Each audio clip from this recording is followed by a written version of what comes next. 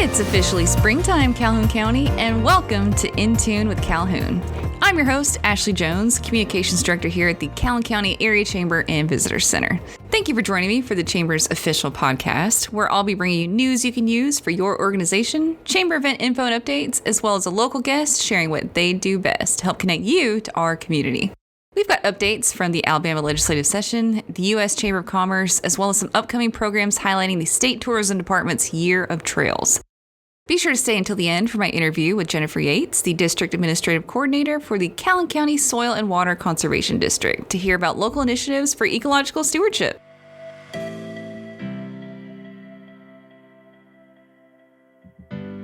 The Alabama legislative session continued through March, and our Public Affairs Director, Jacob Williamson, has some updates on bills relevant to our members. SB 252 Community Pharmacy Relief Act. So the bill's been passed by both chambers and is waiting for the governor's signature, and it will take effect immediately aside from the Section 3 provision, which will take effect October 1st, 2025. So this bill requires pharmacy benefit managers, or PBMs, to reimburse independent pharmacies no less than the Alabama Medicaid rates for prescriptions. It bans steering patients to PBM-owned or affiliated pharmacies through financial incentives, penalties, or marketing. And it also allows pharmacies to right to file complaints, and successful complaints result in the PBMs reimbursing the complaint fee. We also have HB 477, which is the Alpha Health Benefits Bill. So this would allow Alpha, which is a nonprofit agricultural group, to offer health benefit plans to members and their families.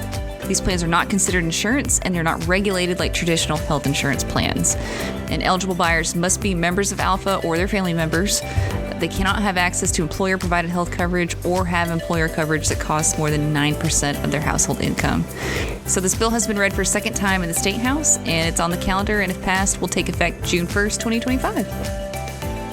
And last but not least, SB 110, the trucking weight limits and weigh station reforms. We talked about this a little bit last month, but I just want to give you an update and say that it has passed the Senate, and it's awaiting a floor vote by the State House. So if that passes, it will take effect October 1st, 2025. So for more details on that, you can listen to last month's episode. For more information on the legislature throughout the session, again, be sure to sign up for the Chamber newsletter at calhounchamber.com and just scroll to the bottom of the homepage and sign up there.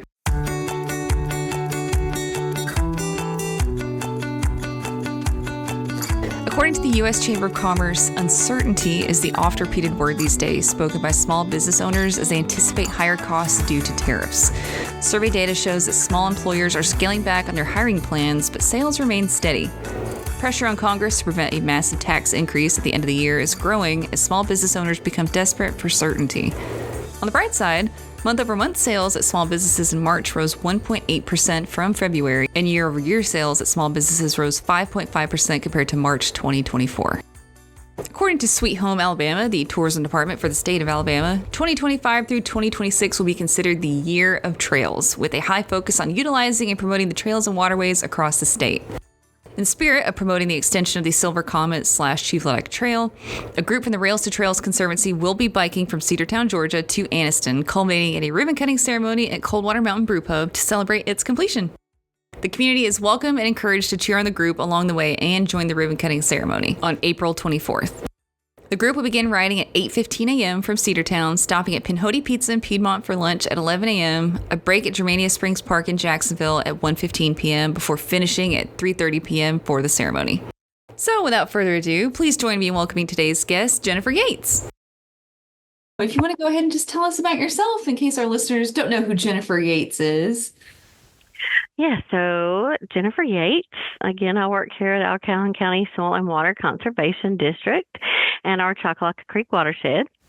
So I started my official, grown-up career with the Choccolocco Creek watershed way back when. So I attended JSU. I got a biology degree. I was a graduate teaching assistant, so I got my master's there. And then, again, just started working with the Choccolocco Creek Watershed Conservancy District had gotten an ADEM grant for a watershed project. So I did that for about 6 years. I did 2 years with the Chattawa Open Land Trust. and then was at the county in recycling for 10, 12 years. And then I came back to this office where I started. So it's safe to say that you care about the environment. Yeah, yeah, I've been in conservation pretty much all of my career. So Well, I love that. It's always important here, especially as we go forward. And, I've mentioned that this is the year of trails that the state tourism department yes, wants to focus on. So obviously your work with all the waterways and soil conservation is super important towards that. So I'd right. like to explore that a little bit more and kind of what that entails for Calhoun County. Some of the big projects that you've worked on or that are coming up. I think our folks would love to hear it. Yeah, so when we were having the meetings and some of the things that we have worked on. So again, we're a conservation organization, and we work with the private landowner. So that's pretty much what all your soil and water conservation districts do across the state. So there is an office in all of the 67 counties across Alabama, and there are about 3,000 across the United States. So again, to work with their federal government, you've got federal funds, but soil and water conservation districts are here because it's locally led conservation, and they kind of know what's going on with the local folks. And so that's, your local communities, so that they partner with the federal office. So that's why we're partnered here at the USDA Service Center, so that, again, we're just the local people that know kind of some of the needs in the area. So with that, we're able to purchase some property, and then we were looking at trails and just getting people outdoors. At the end of the day, we feel like if you can explain it to everybody and show it to them, and why it's important, and if they can see it and appreciate it when you're outdoors, then they're gonna, future generations are gonna, that's gonna instill in them so they understand it and will take care of it. Mm-hmm. And why these funds are important. And so that's, again, when we locally led conservation, and when we say that, we work with the private landowners that to give them cost assistance and cost share monies. So for folks that may have cows, cattle, so we'll get, have money available for them to do what we call our cross fencing, rotational grazing, so that they're not overgrazing. We'll pay to do pasture planting and fence their cows out of the creek, and then give them access to clean water. Oh my gosh. So yeah, and Calhoun County has a ton of agriculture. So I think absolutely. And they got a lot of forestry. So again, when we work with these individuals, we'll come in, and help and write their conservation plan, look at their property and see what's going to be best, that's going to best fit their needs.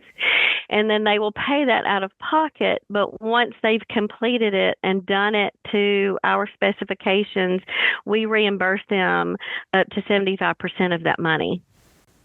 Oh. And so, yeah, we have federal funds, but we also have state money. We were actually in Montgomery yesterday for what we call our Soil and Water Matters Day, so that we were talking to our senators and representatives and letting them know, hey, these are the local needs. We are here. This is who we are, and why we need those, the money to come here. The other thing, as I said, with the trail, so what we realized is when we were going to these trail meetings, is that we were working locally to do with City of Oxford and City of Anniston. And so Anniston, when we were there, the Coldwater Mountain Brew Pub, and they were talking about some of the things that were going on, and I was like, hey, we just got a grant to do some things right behind you, and nobody was communicating. And so to make that dollar go farther, and that if we work together, then we can make those dollars, go further and get a lot more for the community. So that's why we started those regional trail committee meetings. And then we were, just moving those to different locations in the area. And they've been great because people have been sharing information and sharing, grant information, things that are available, and, kind of things that we're doing in other areas, and how can we work together to make all of these, trail connections. So those have, again, it's been wonderful for the area. And again, Senator Kelly, Senator Jones, and again, our representatives here, everybody is on board. And I think it goes to show how great and wonderful that the state is. Everybody's working together and they understand and appreciate the conservation and the things that we can highlight here. I mean, we live in a beautiful area. And again, if you get people outdoors, then they're going to be more likely to understand it and take care of it. Yeah, I think for sure people take the great outdoors for granted. I know in the northern half of the county, it's especially agricultural, and you've got Duggar Mountain, Chief Ladiga Trail leading on into Pinhoti. But if you don't get out to those places and really see what they're like, you're just going to assume they're always going to be there. But you have to know what's going on to be able to take care of it. Right, true. I mean, good point. You assume that it's always going to, be out there, but I mean, or that people are going to understand that. That's one of the other things. So as we go moving forward, some of the other funds that we get are to help foster those young folks that are coming up for careers. And not a lot of people we've seen in our agency, it's like, hey, there's going to be a lot of people retiring and a lot of turnover, and there's not as many people to take those positions. So we've been actually going into the classroom to talk to students, about these different careers. And then again, conservation touches everybody. We always say, hey, it touches everybody, because at the end of the day, those students may not go into a conservation career, but they're going to live in their community, and who knows if they're going to be the next city council, their mayor or commissioner, or, again, just to be able to enjoy those trails and to have that green space. It's important. We saw that with COVID when, people were wanting to get outdoors, and that was, one of the saving graces, that you could get outdoors. And again, we're blessed in this area to have a lot of the trails and the things that we have in this area.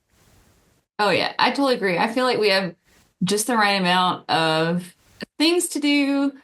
If there's even more things you want to do, they're not terribly far away. But if you also like to escape and have some peace right. out the wild.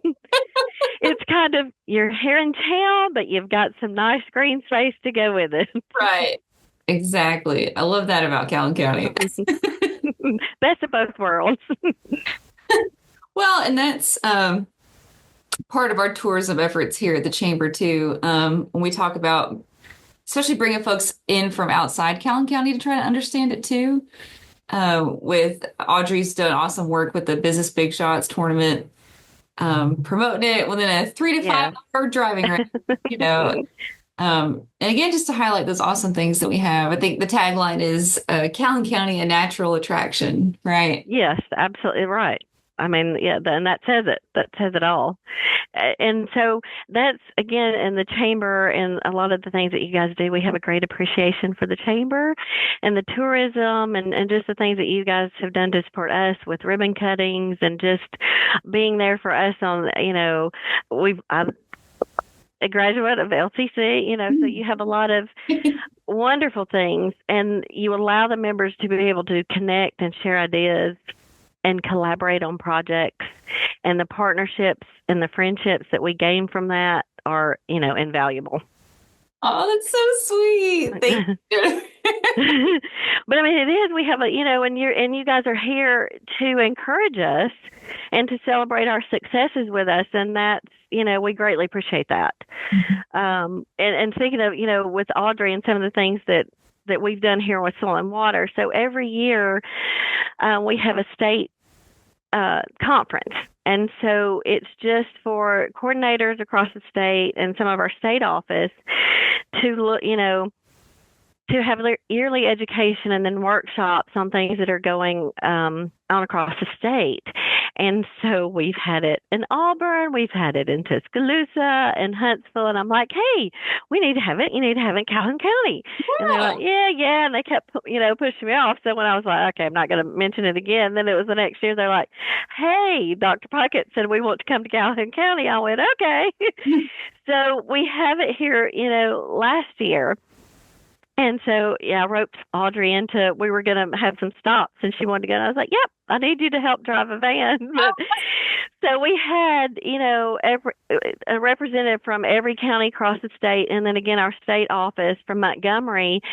And when everybody left, it was the end of the workshop, and we had some really great stops on the tour, and they just got to see, the mountains, the water, and just the area itself. I had 6 people at the end of it that came to me, hey, I could really live here. This is great. Thank you for doing this.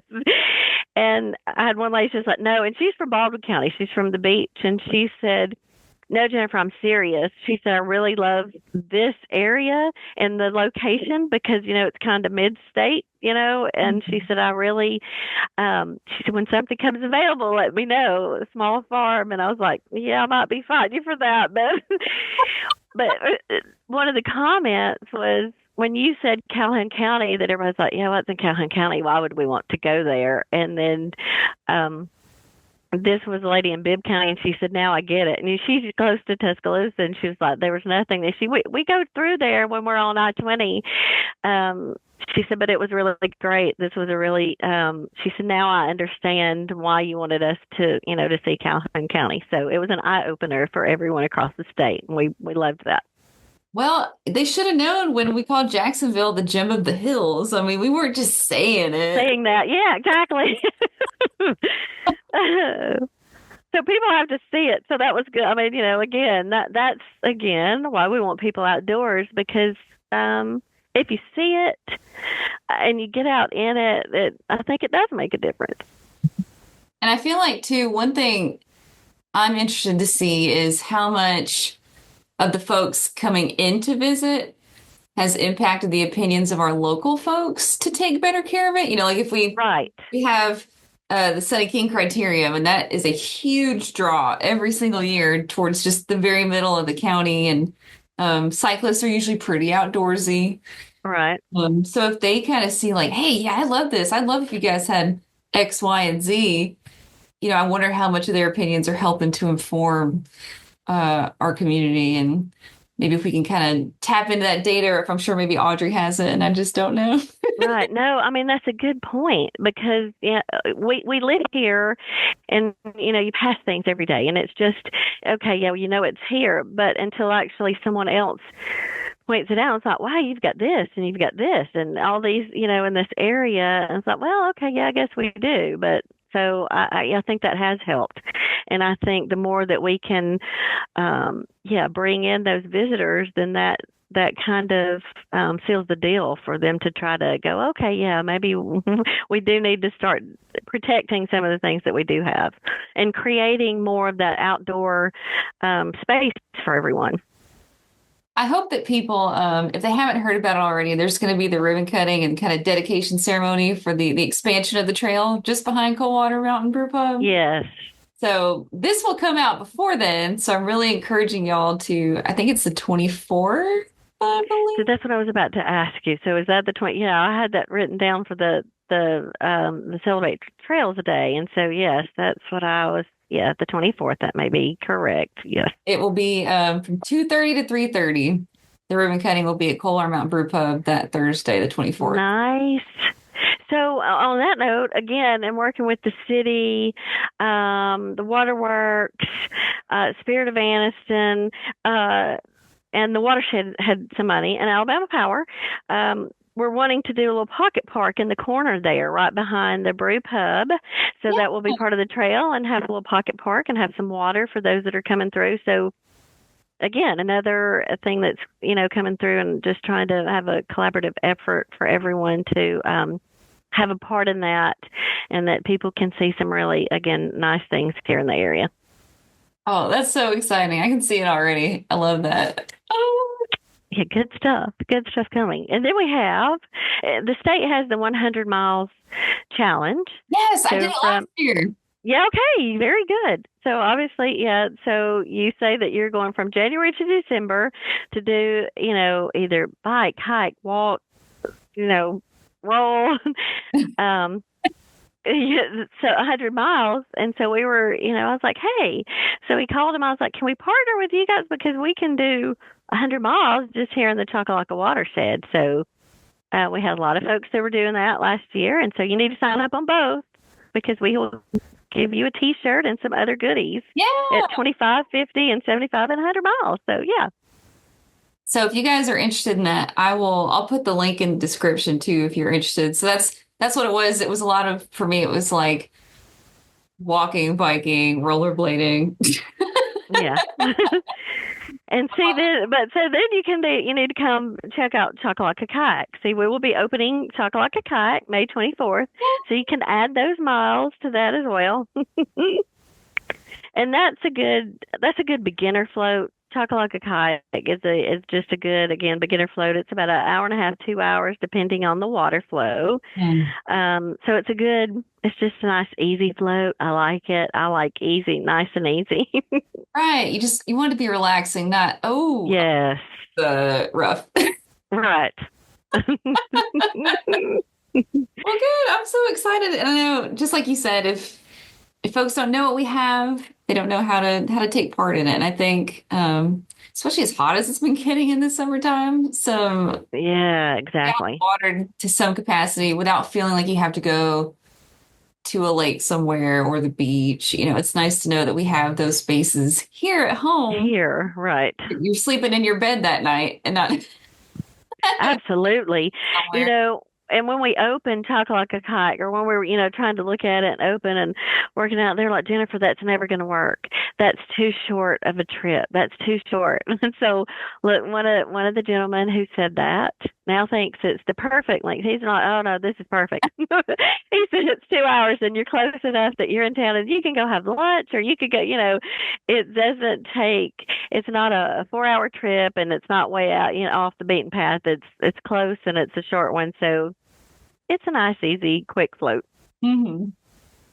Oh, I'm so excited. So what's the crowd typically like if people haven't been there before, haven't floated? Is it usually pretty busy once it first opens? I feel like everybody's ready to get on the water. It's not too bad. Now, I will say, 4th of July weekend, when it's before and after, that can be, we had a run one year and it was like, wow, okay. So typically in the beginning, it's not bad. You've got a lot, but they'll have, it just depends.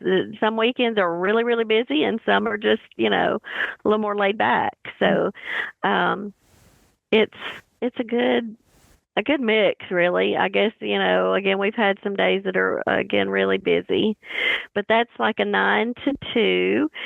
So you can come in, we shuttle, and you don't have to have an appointment. So we're just open, and we have shuttles that run throughout the day. And we like to have the last person on the water by 2 so that they can get out and it not be a, long afternoon. We have had some that stayed a little longer and got concerned about them, but Oh no. yeah, they're like, yeah, we were just taking our time, which is good. Sometimes you're expecting it. As long as we know you're not going to come back in 2 hours and it's going to be 4 hours, we're good with that. We just need to know up front. Your phone number just to be like, hey, are you okay? Are you good? Then we start texting, hey, are you guys okay? Yeah, let you know we're gonna be gone. So And I have had people so it's $10 if you have your own. It's $25 if you rent our kayak, and obviously we're there to get everybody out, unless it's late in the afternoon and they have their own and they know they're going to be a while. But I do ask them to text me and go, hey, we got out okay. We're all good. so funny. I say, like, I can't believe that would happen, but I'm like, that sounds like something I would do. Just lose track of time and be like, oh, I am so sorry. Yeah. And again, we're good with that. We just need to know it. I had one gentleman that would fish, and he's like, I'm not going to be back in 2 hours. I said, that's fine as long as we know.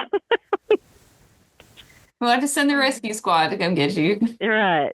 Yeah, we just need to know. So funny. So what's the address again for Chocolate Kayak in case folks don't know? Very good. 1506 Boiling Springs Road, Oxford, Alabama. Well, all right. There you have it, folks. Jennifer, is there anything else you'd like to let us know or something that you want the business community specifically to know? Just again, we've got some information on backyard conservation, just things that you could do at home, like, again, your rain barrels and those kinds of things and workshops that we have. And just, we usually always close and say that we all know that we've all been called to be stewards, of what we have and what God has given us, and just be the best you can where you are with what you have. That's all you can do is your best. Right. And call us for any of your needs, and that will be chocolateCreek.org. And then our Soil and Water office, we're all together, and that's alabamasoilandwater.gov. And our number here at the office, 256-835-7821, extension 3. And come by and visit. We can sign you up for some conservation practices or workshops or some education or volunteering. Hey. Oh, yeah. Look, there's never too many volunteers. Right. So just call us with any of your needs, or if you want to come volunteer, we're here for you for that as well. I love it. I love it. Well, Jennifer, thank you so much for joining me today. And thank you very, very much for having me. Oh, absolutely. I hope everybody was able to learn a little bit more about just how important soil and water conservation is, especially to Calhoun County, and not just the state and the nation, but what you do at a local level is really important. So if you ever feel a little overwhelmed and you're not quite sure where to start, but you want to do better, Jennifer's office is a great place to start. Absolutely. Thank you very much, Ashley. Yes, ma'am. Thank you for joining me. That's it for this week's episode of the In Tune with Calhoun podcast. Again, I'm your host, Ashley Jones, at the Calhoun County Area Chamber Visitor Center. If you're not already, be sure to follow us on social media with the links in the description. If you have any questions, just give me an email at ashleyj@calhounchamber.com. Be sure to subscribe to the podcast through Spotify or Apple Podcasts, or even directly at acast.com. That's acast.com. I hope you have a great week, and we will see you at the Chamber.